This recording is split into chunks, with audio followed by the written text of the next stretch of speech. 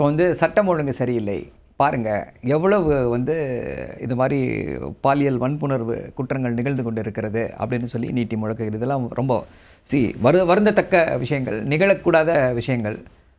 பாலியல் வன்கொடுமை செய்யப்படுகிறார்கள் அப்படின்னா அது சட்டம் ஒழுங்கு பிரச்சனையா, சமூக சீர்கேடா அப்படின்றது முக்கியமான கேள்வி.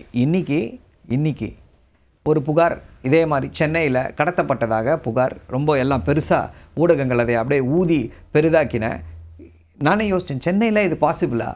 சென்னையில் இப்படி திருச்சியிலேருந்து இறங்கக்கூடிய பெண், ஏன்னா இப்படி ஒரு சம்பவம் சென்னையில் எனக்கு தெரிஞ்சு நினைவுக்கு தெரிஞ்சு நடக்கலை. சென்னையில் நடக்க முடியாது. ஏன்னா சென்னை த சேஃபஸ்ட் சிட்டி. எல்லா இடங்கள்லையும் சிசிடிவி கேமரா. உலகத்திலே சிசிடிவி கேமரா ஜாஸ்தியாக இருக்கக்கூடிய நகரம் எது அப்படின்னா சென்னை.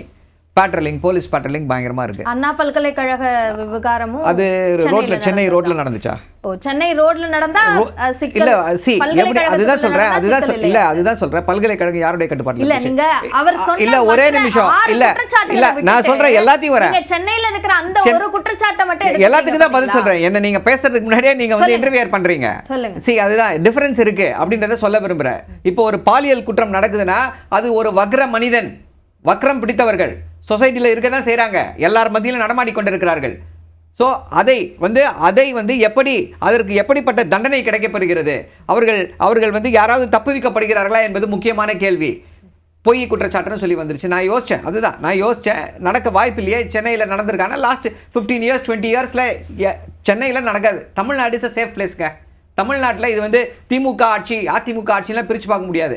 திராவிட ஆட்சிகளின் சாதனை பெண்களை ஒரு சிறப்பான இடத்தில் தான் நாம் வைத்திருக்கிறோம். அதனால தான் 40% பெண்கள் இன்னைக்கு இந்தியாவில் வேலைக்கு செல்லக்கூடிய பெண்கள் 40% தமிழ்நாட்டில் இருக்கிறாங்க.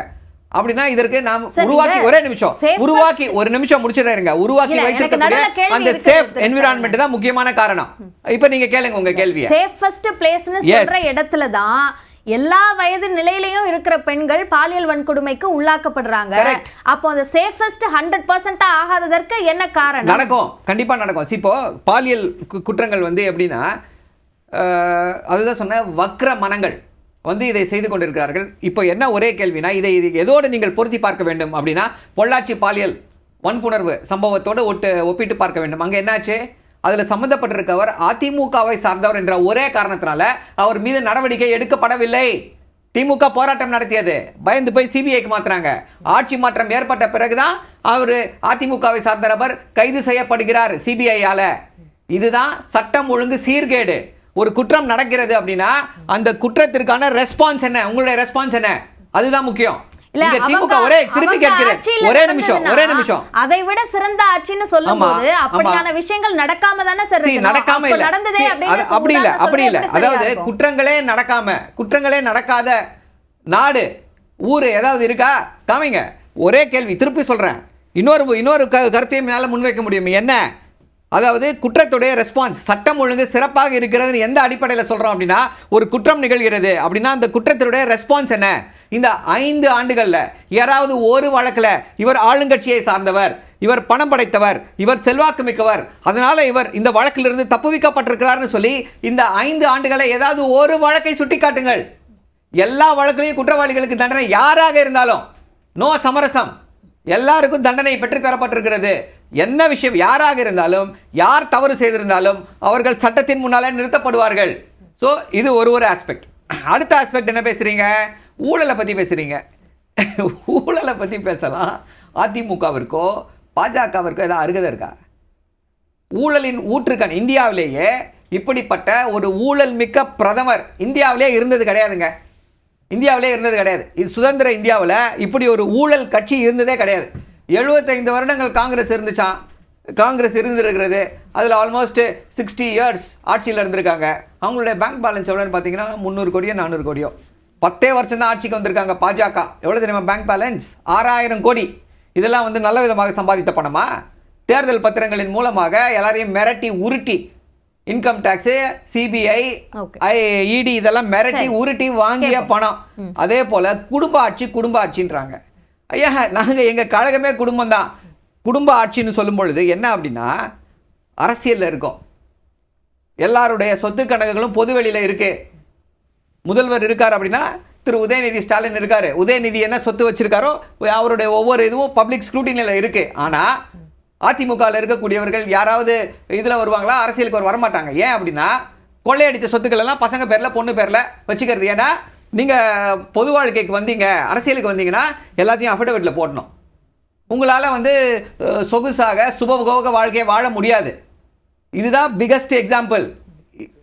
பாஜகவை பொறுத்தவரை இன்னொரு விஷயம், பீகாரில் நடப்பது என்ன? அரசியலுக்கே சம்மந்தம் இல்லாத ஒருத்தர் வந்து இதாகிடுவார், அவரை வந்து துணை முதல்வர் ஆக்க போகிறேன்றாங்க. அது என்ன குடும்ப ஆட்சி இல்லையா? இங்கே சப்போர்ட் பண்ணுறாரு, டிடிபியை சப்போர்ட் பண்ணுறாரு. டிடிபி இல்லைனா ஆட்சி கவுந்துருங்க, தெலுங்கானாவில் போய் ஆந்திராவில் போய் சொல்லுங்களேன், குடும்ப ஆட்சின்னு பேச சொல்லுங்களேன். பிரதமரின் பதவி தப்பாது. ஸோ இவர்கள் சொல்வது எல்லாமே வந்து என்ன அப்படின்னா ஒரு ஏமாற்று வேலை. சும்மா இது வந்து ஒரு இது இப்படி சொன்னால் மக்களின் மனம் மாறிவிடுமா அப்படின்ற ஒரு நப்பாசையில் பேசி கொண்டிருக்கிறார்கள். ஓகே திரு பாபு முருகவேல், இப்போ குடும்ப ஆட்சி என்ற விமர்சனத்தை முன்வைக்கிறீங்க. அது ஒரு பிரதானமான குற்றச்சாட்டாக பிரதமரோட பேச்சில் இருந்திருக்கு. ஆனால் அது ஒரு எலக்ட்ரல் பாலிடிக்ஸில் வெற்றி தோல்வியை தீர்மானிக்கிற ஒரு அம்சமாக இருக்கா? குடும்ப ஆட்சி அப்படின்ற விமர்சனம் வச்சாலும் அப்படியான பதவிகளில் இருக்கக்கூடியவர்கள் மக்களால் தேர்ந்தெடுக்கப்பட்டவங்க தானே. இப்போ அதாவது நண்பர் சரவணன் சொல்லும்போது நாங்கள் குற்றவாளிகள் தப்ப முடியாது, எல்லார் மேலேயும் நாங்கள் நடவடிக்கை எடுத்துருக்குறோம் அப்படின்னு சொல்கிறார். நான் ஒரே ஒருத்தர் மேலே ஏன் நடவடிக்கை எடுக்கலன்னு கேட்குறேன். அதுக்கு ஒரு பதில் சொன்னால் நல்லாயிருக்கும். அமலாக்கத்துறை 3 வழக்குகளை பதிவு செய்து 3 வழக்குகளின் மீது தற்போது நகராட்சி நிர்வாகத்துறை அமைச்சராக இருக்கிற திரு நேரு மீது வழக்கு பதிவு செய்ய வேண்டும் என்று காவல்துறை இயக்குநருக்கு ஒரு புகார் மனுவை அனுப்புகிறது.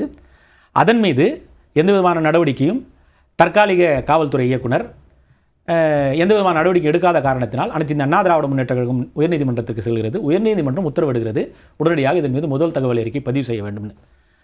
உயர்நீதிமன்றம் உத்தரவிட்டு ஏறத்தாழ இன்றைக்கு 27 நாட்கள் ஆகிறது. ஏன் இதுவரை அவர் மீது முதல் தகவல் அறிக்கை கூட பதிவு செய்ய முடியாத ஒரு அரசாங்கமாக இருக்கிறது திராவிட முன்னேற்ற கழகம். ஒன்று, சட்டம் ஒழுங்கை பற்றி பேசும்போது ஊழலோட போய் சம்மந்தப்படுத்துறாங்க.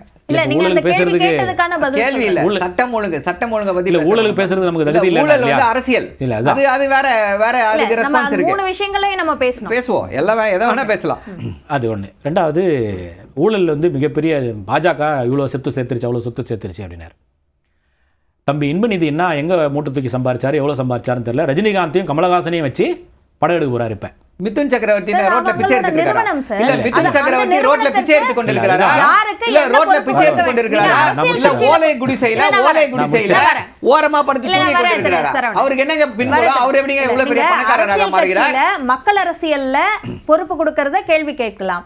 ஒரு தனியார் நிறுவனத்துல கொடுக்கப்படுற பொறுப்பு அதை எப்படி கேள்விக்குள்ளாக்க முடியும்? பொதுமக்கள் கேள்வி கேட்கறாங்க, அது அவங்களுக்கு புரிஞ்சு பார்ப்போம். நான் சொல்றது அவங்களுக்கு புரிஞ்சுப்பாங்க. இதே கேள்வியை தான் கேட்கறாங்க. மிதுன் என்ன செய்கிறார் என்ற கேள்வியை கேட்கறாங்க. ரோட்ல பிச்சை எடுத்துக்கிறாரான்னு கேட்கறாங்க. 21 வயசு தான் பேசலாம். 21 வயசு தான் இருக்கும் அவருக்கு. தெரியும் பிச்சை எடுக்கிறது அப்படின்ற வார்த்தை வந்து அப்படிப்பட்ட விமர்சனத்தை வச்சாங்கன்னா இப்படிப்பட்ட விமர்சனத்தை வைக்கணும். ஒன்றும் பிரச்சனை. திமுகவோட நாகரிகம் அப்படிதான். அதனால நம்ம இல்ல அப்படி திமுக அப்படிதான், அவங்க பானன் புரோட்டப் அப்படிதான் அவங்க. அதனால ஒன்றும் பிரச்சனைன்னு வச்சுங்க, மக்கள் புரிஞ்சுப்பாங்க. இப்போது அதுபோல் ஒரு வெளியில் பேசிக்கூடிய தகவல் 500 கோடி அளவுக்கு அந்த பட்ஜெட் அந்த படம் இருக்கும் அப்படின்னு சொல்கிறாங்க.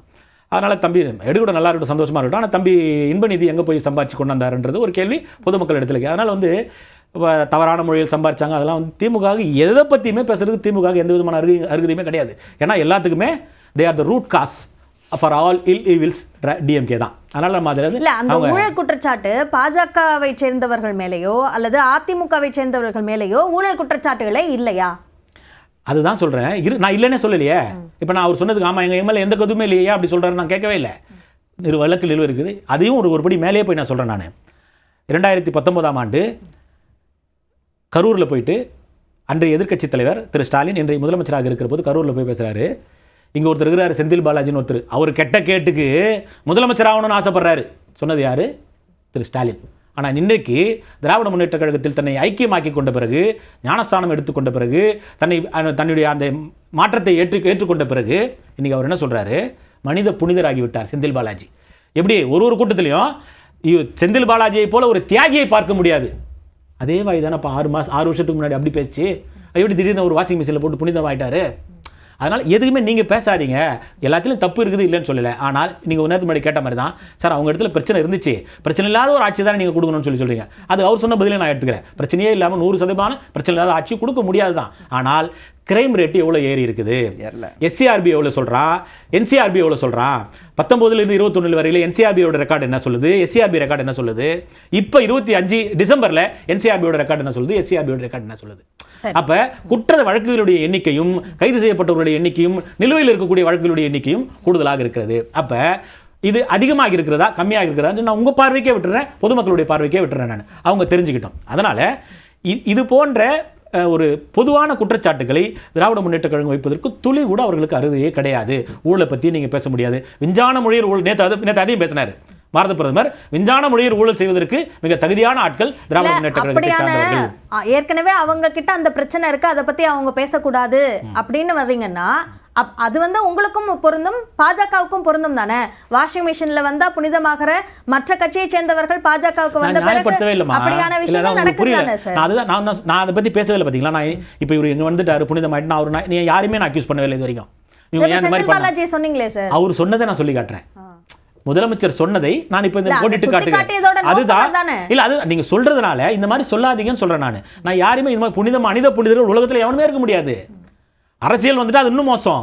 நான் ஓப்பனாகவே பேசுகிறேன். அதனால் நீங்கள் குற்றச்சாட்டு சொல்வதற்கு நீங்கள் புனிதரவான, நீங்கள் உத்தமர்களா என்று எண்ணி பாருங்கள்னு சொல்கிறேன். அவ்வளோதான், சிம்பிள்.